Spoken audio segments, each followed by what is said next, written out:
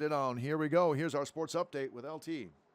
Well, one team is unbeaten and another team is still standing. When the day started, that's the situation at the Class A Legion Baseball Tournament in Mandan. Wahpeton has not lost, and thanks to a walk-off stolen base of home yesterday against the Reps, Kindred is still in it.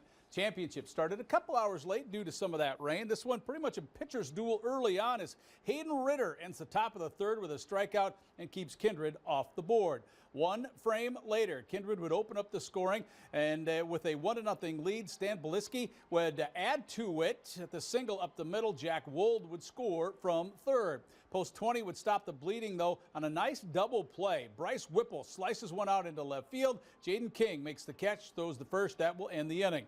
Kindred would add to its lead in the final run of the game in the 6th inning on this double play. The final of game 1 was 3-0, so game 2 was being forced, and it was Wahpeton that ended up winning that one. We'll have highlights on First News at 10.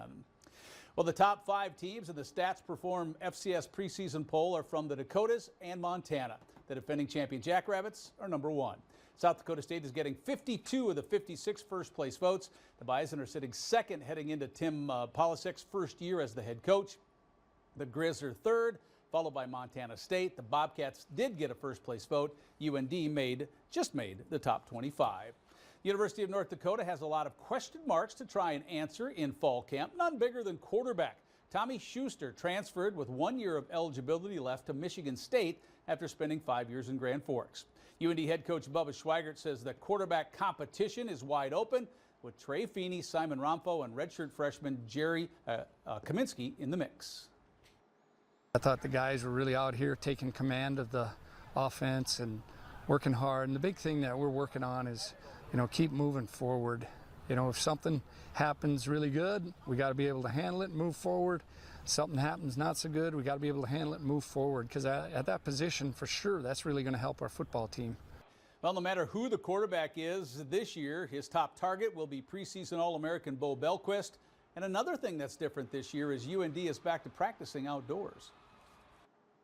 Administration has done a super job getting this turf in this summer so we can practice outside more. Our grass field's ready to go here too when we want to get on the grass, because our opener's on grass. But just you want to be outside at this time of year when you can prepare to be outside and be in the elements a little bit. And I think our guys enjoyed it. I know the coaches were looking forward to it. But there'll be a time we got to be inside too.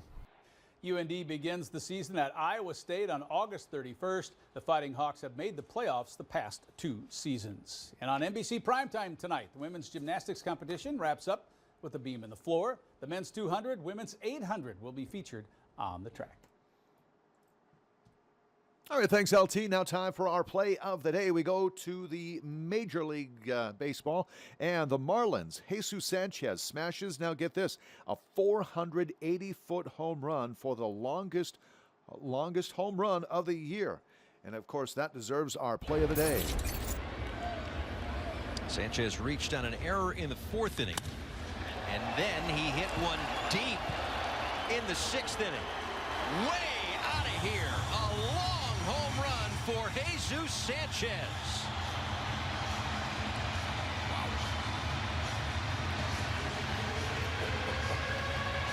He absolutely crushes this ball. My goodness. This sports update is sponsored by Gem City Motors in Sydney. Great selection, great service. Find out more at gemcitymotors.com.